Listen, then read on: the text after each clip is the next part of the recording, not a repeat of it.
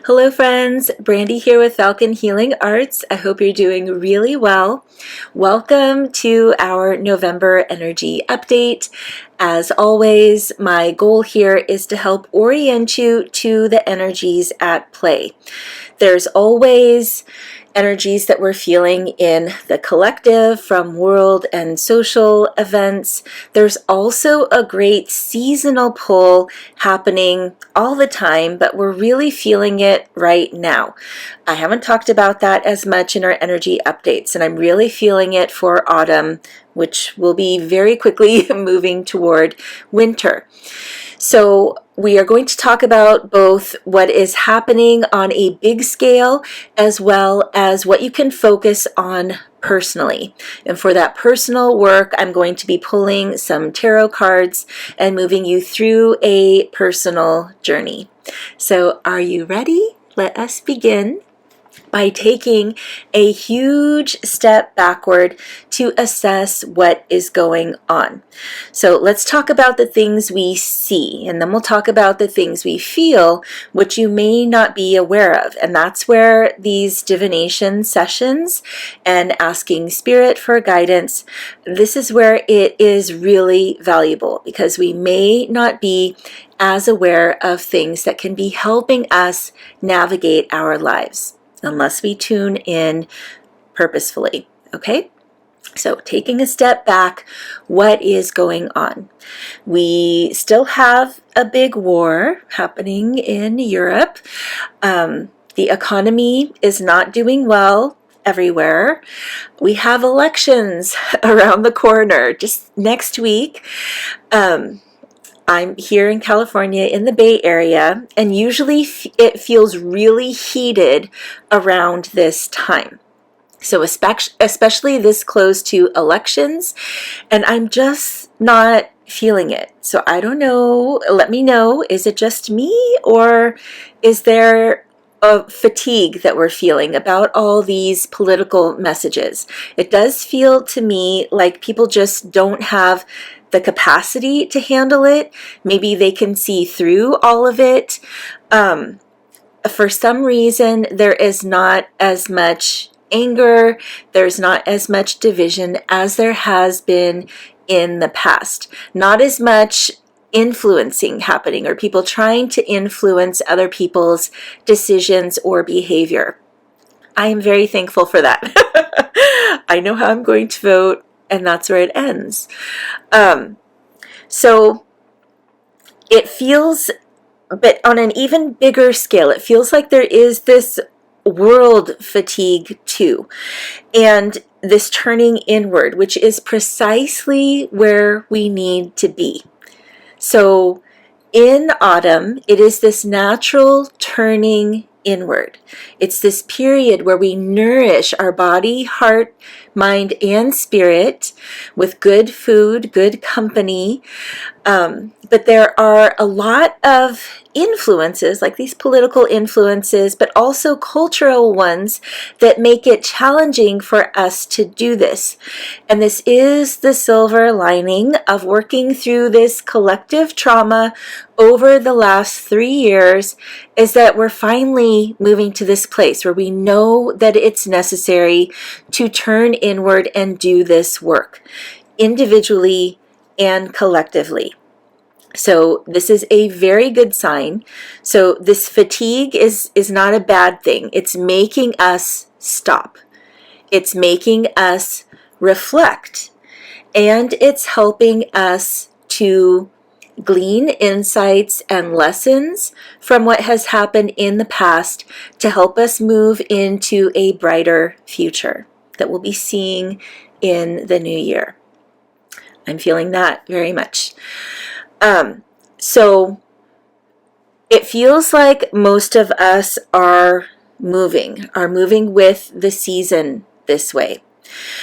Some people may have a challenging time with this, because of course when the energy of the sun wanes like this, it can be very unsettling for them. They don't want to feel this tenderly. Maybe so much trauma has happened that hasn't been processed, that it's too painful to go inward.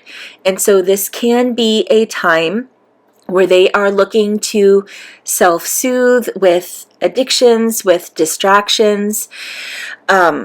So let us have compassion for them. If you see anyone that is having a challenging time, consider how you may be able to help them.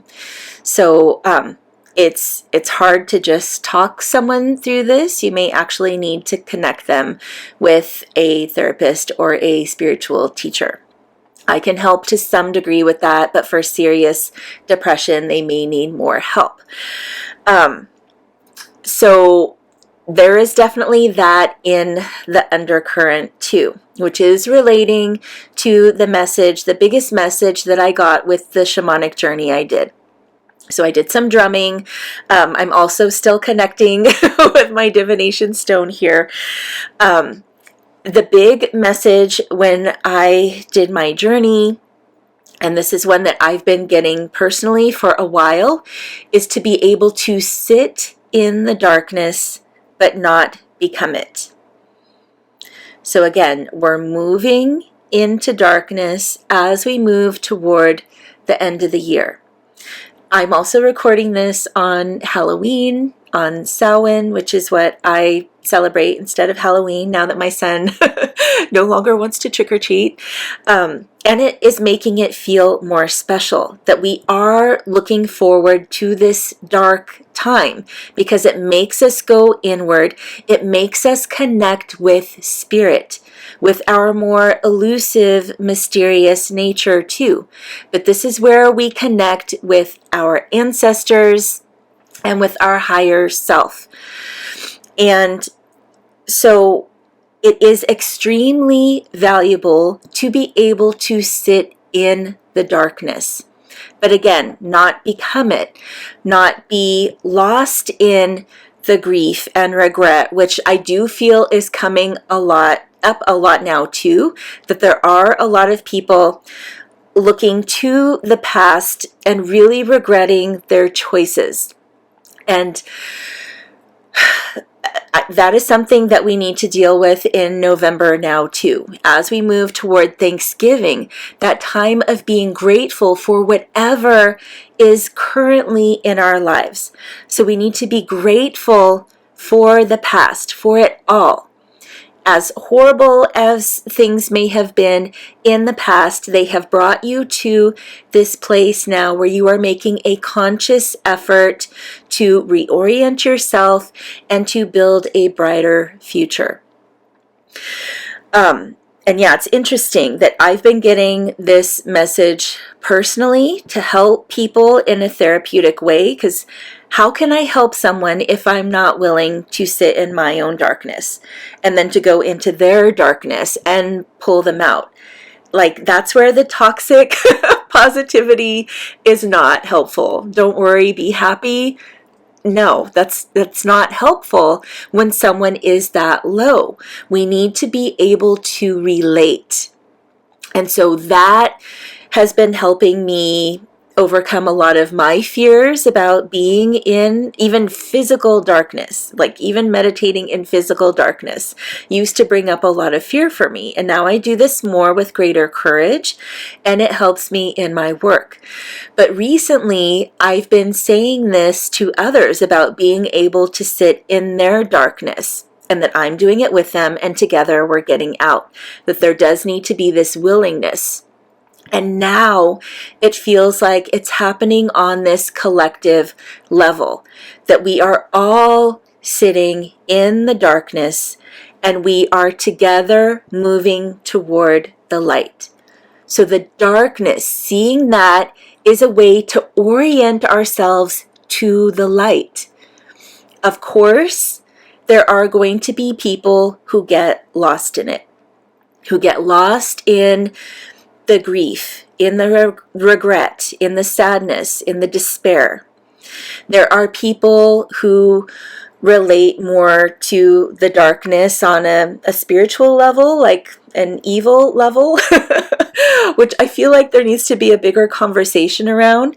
I don't really subscribe to good and evil so much. It's about doing things that are appropriate for our personal and collective growth.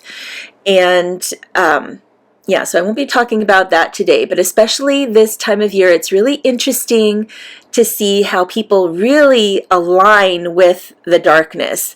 Like it's a time where they can really go all out with the darkness. And even with that, like, can we look at that with no judgment and just be like, wow, I mean, we're going to have some judgment. That's really intense, or maybe you are describing it as evil, whatever, but we don't need to go there with them. It's more of a place where we can orient ourselves, like, oh, what they're doing, what I'm seeing, all this graphic violence, I don't like that, so I'm turning away, and this is where I am orienting myself to the light. So just consider that during this time, because this is also the time of Samhain, when we connect with our ancestors, when we connect with spirit. And so considering death at this time, can we be with our ancestors without falling back into despair? Can we honor their lives? Can we bring the lessons we learned from them, all that wisdom currently into our lives? That's how sitting in the darkness, sitting in the past, is going to help us. My cat wants out. Sorry, bud. Okay. Now it looks like I'm a cat. There's my Halloween tail. This is my costume. Okay. So a neutrality toward darkness is what we can move toward. A neutrality around darkness that is going to move us further toward the light. So this is personal work. This is not something that we're trying to make others do with us. Okay? So let me know if that resonates, if that's what you're feeling out in the world. And now let's pick 3 tarot cards. So again, typically I pull these well ahead of time. Oops, got this one out. But then I find that I spend too much time trying to process it, too much time taking notes, and I would rather be in the flow with this. But it's also a little nerve-wracking because I would not say I'm a tarot expert, but I am intuitive. I know how to read the energy of a card, so that's what we're going off of here. And I may look at the book to help. Okay, so we're going to pick 3 cards to help us focus on personal details of what we can be focusing on in our life. And it'll be interesting to see if there's any themes with the collective. I certainly am not feeling like I am in that energy of guilt and regret right now, but I am definitely seeing it happening around me. So the journey here with the tarot cards may actually be different from that. Okay, so we're looking for 3 cards. So where we are, what our path is for this month, and then where we are going. And we'll also pick a goddess card too. These are coming out very quickly so far, which is good.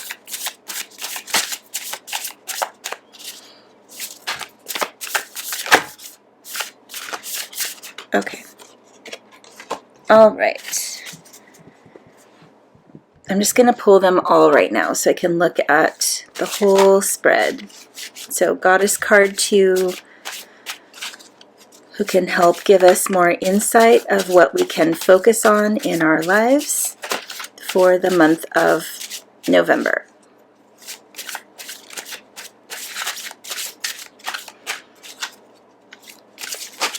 Woo. Okay, we'll pick the first one here. All right. What do we have here? Where we are our path,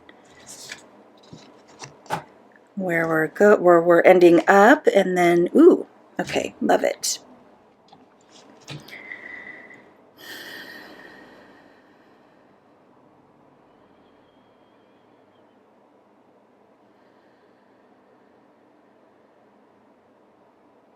Okay. So a big theme here, okay, let me show you the cards first. Okay, so we have the 10 of Cups. This is where we are. This is a very joyful card. You see it's a family, and there's a rainbow frame around them. They are very happy. That's good. That's how you're feeling right now. The Hierophant is the next card, which I have never pulled before. Very interesting. So this is about our spiritual path. I may need to read up on this one since I haven't pulled it before. I'm not as familiar. And then we have another Cups card. So this is the 7 of Cups. 7 is a very spiritual number. And the 2 Cups, so if you watched my Healing with the Elements of Nature series, we did the water element last, and that relates to cups. So the water element is cups. This is our emotional nature, very much about our intuition and spirituality as well. So very interesting that this is a theme. So the whole time I've been doing these energy updates, I feel like I have been guiding all of you through a spiritual journey. This is continuing, and I love it. And we'll be working with Lilith here at the end. Power. So personal power.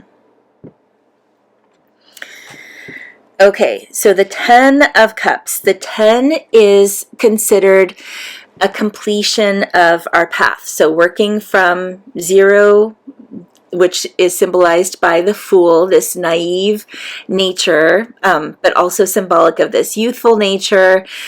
10 is the number of the master. So it's mastering something. But then there is still work beyond that. So you've mastered something, but there's still this energy of preparation for something even greater that will be fueled. The motivation is fueled because you've already gone so far that you have energy to do even more, to be a true master. So you've mastered something in your life, and then you're moving maybe into a place where you could start teaching this, or to be a healer, or somehow relating this to other people as well. So I do want to, for each of these, also look. Wait, let me look at the card a little bit more too. Oh, interesting. The little girl, it looks like she's dressed as a pumpkin. Do you see she has an orange dress? And it has green, like the vine around it for the pumpkin. Very interesting. And yeah, the Father is reaching up to Spirit. There's a dove. There's a full moon above that, and he's looking upward. He's looking up and beyond, and the daughter is doing that with him. The mom is hugging her son, and there's a deer and a little fawn also curled up near the sun. So it's a very nurturing card, and there's also a fish coming out of the cup here at the bottom. So that feels like abundance to me. And there's butterflies and hummingbirds around them as well. So let's see. And this is why I like pulling them before, because sometimes it takes me a while to read up. But yeah, the key words of this card is happiness and joy. Wealth on all levels, so material, emotional, spiritual, and intellectual, has been achieved. Okay, so this is about mastering something, about not accumulating, but harvesting. So this feels like harvesting energy. The fish at the bottom in the cup.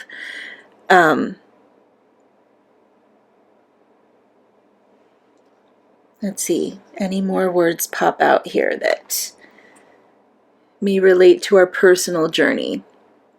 Love is the glue that bridges life on earth to the heavens of the divine.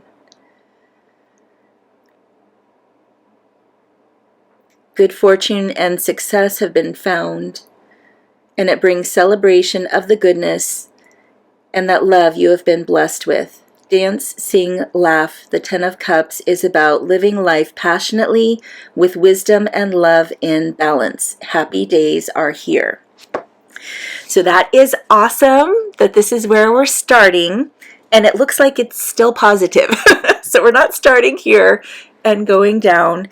But remember that it never really goes down. Oh, and this is something that came up in the shamanic journey too, is that I was seeing a circle. And this was reminding me of the spiral healing path, that it is a circle. And we might be seeing it this way, that we're always going back to the same point with lessons. Oh, no, now my cat went up on here. That we're going back to the same place, but really it's a spiral upward. So we're going back to the same place, but we're one level up, and then another level up. And then at the end of our lives, we're just propelled off. So it's this upward journey of growth and development. And if you're not aware of that, it can feel like you're always going back into the same place or even spiraling downward. There may be that belief or thought without even having any proof about that. So that's why the reflection is really good for you to see that, no, oh, I have made progress. Oh, I have. I'm back in the same place, but it's much better than before. Okay? And if you truly are going downward, then we need help. You need someone else to step in and help orient you if you're not able to do that yourself. Okay, so now the Hierophant. He has a labyrinth in front of him. I love walking labyrinths. If you have not done that, please find one nearby. There are websites that can help you find a labyrinth near your home. So he has this labyrinth that it looks like he's walking with his finger. There is a star in the center that may be connecting all the elements of nature. Behind him are power animal spirits, a buffalo. It has the Taurus symbol on it, astrological symbol. There's also a great bear with a lightning bolt, like a Harry Potter bolt on his forehead. And the Hierophant, is opening up towards spirit. So this is definitely a very spiritual card. He has a rainbow cape on, signifying unity. But yeah, it's about walking this path.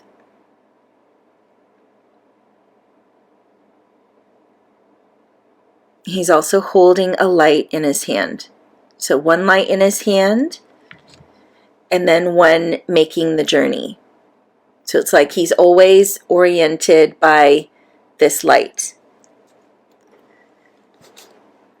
So let's see. Ooh, yeah, so this symbolizes the inner teacher, the spiritual advisor. And that when you're feeling disconnected in the labyrinth of life,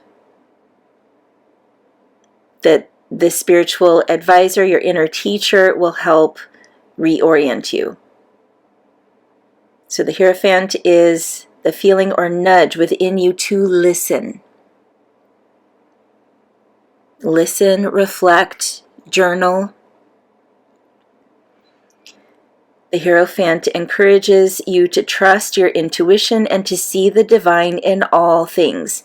He channels cosmic knowledge to you, helping you to blend and balance your inner self with your outer world, understanding how all things are connected. So giving you the spiritual courage and desire to look at your beliefs and values to see if they align with the divine plan.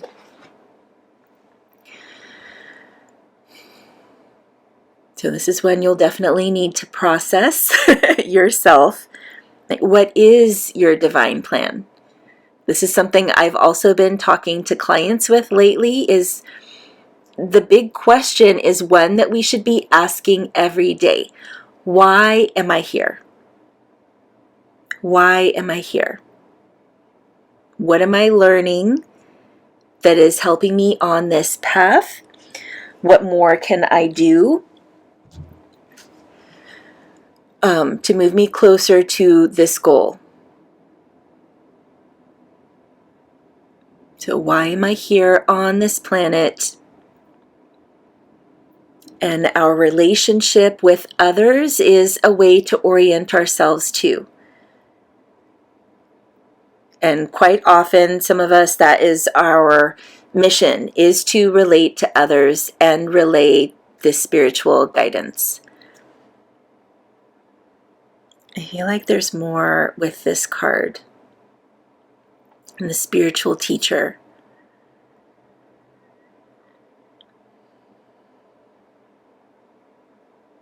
Of discerning who is appropriate to listen to.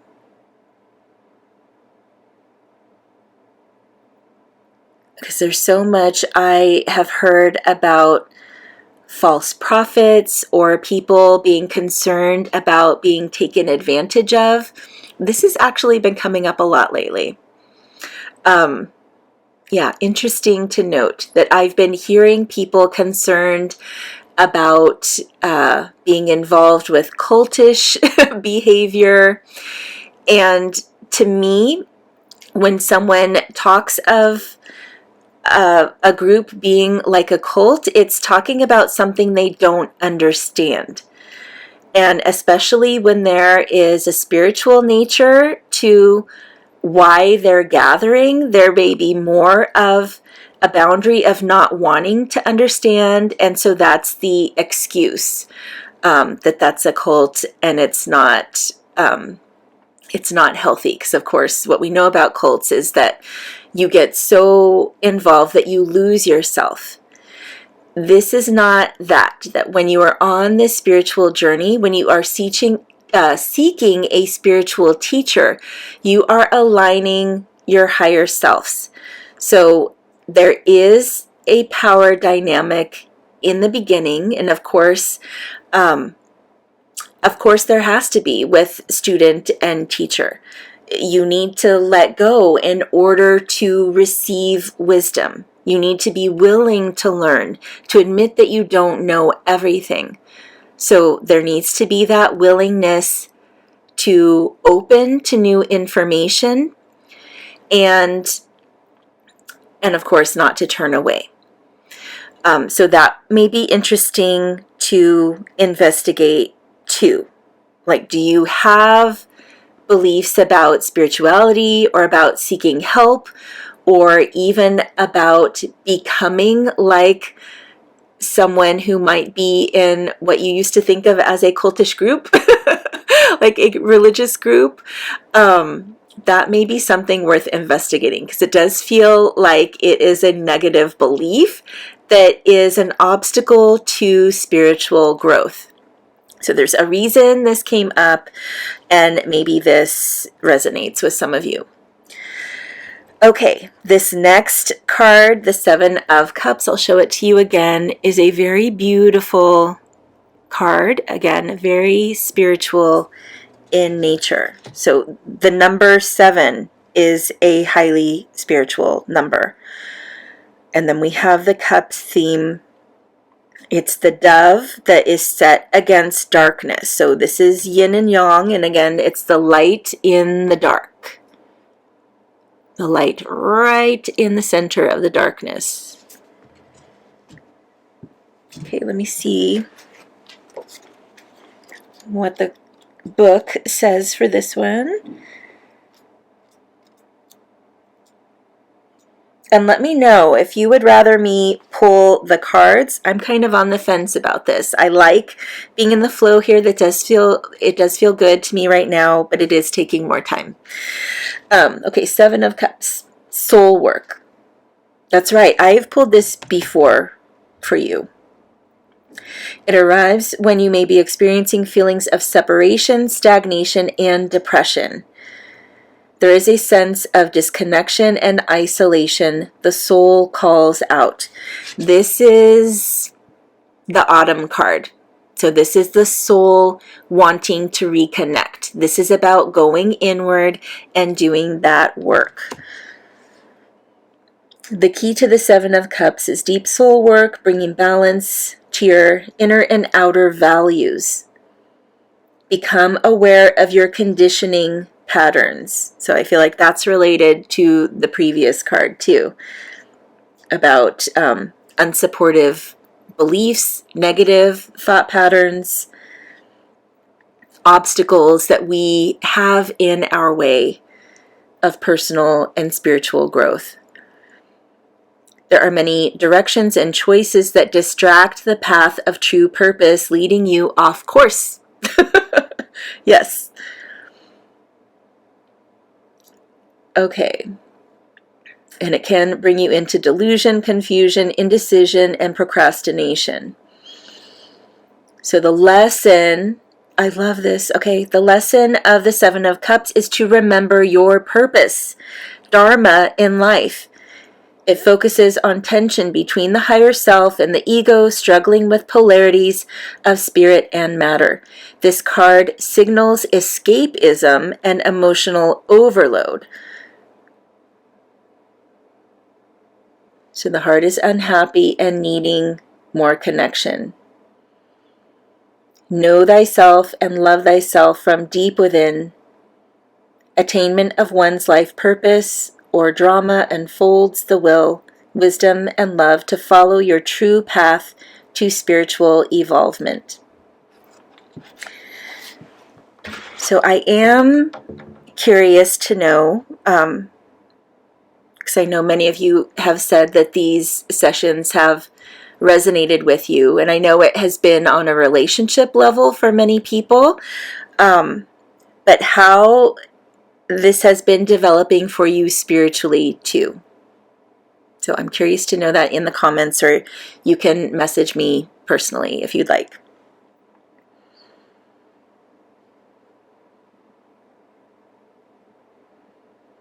And yeah, in autumn, it does feel like you're spiraling down. So doing the soul work, having a journal can help this reflection more, to help bring you on the path and realize that you're going upward again. Okay, so we'll wrap this up now with Lilith, with power. And Lilith, oh my God, I just remembered, she came up with something else recently, which you don't need to know about. But you probably know that Lilith, there is a story about her. She is related to Mary Magdalene, and who has been turned into a demon with some belief systems, with the power that she showed up with this feminine power. So let us read the poem that goes along with this. And I do have more to say about Lilith, especially around this time of Halloween, of Samhain. But the poems in this book, so this is the Goddess Oracle, Amy Sophia Marshinsky. I dance my life for myself. I am whole. I am complete. I say what I mean, and I mean what I say. I dance the dark and the light. So here we go again with the dark. The conscious and the unconscious. The sane and the insane.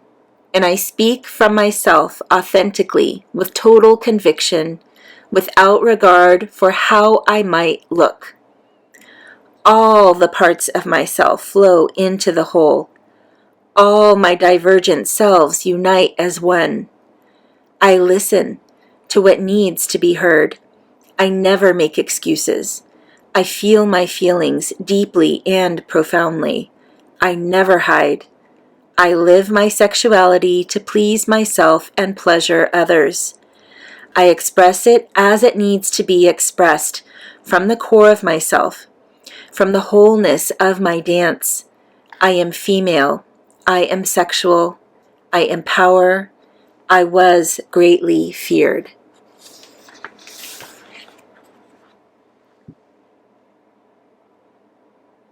Okay, so this is what she says. Yeah, so no judgment here. You may not believe this either, okay? Lilith was originally the Sumerian queen of heaven, a goddess older than Inanna.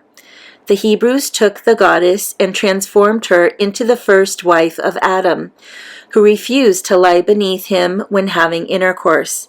She insisted that because they were created equal, they needed to have sex equally. When Adam refused, she left him. Thereafter, in Jewish mythology, she was described as a demon. Okay, I thought I had also heard something about Mary Magdalene with her. Interesting. Okay, if you have insight on that, let me know. But she appears when we need to take back our power. And she's coming up now because I feel like I want to be talking about this darkness more with Halloween too. This has been a big theme, and I'm like, I don't know if I want to talk about it here.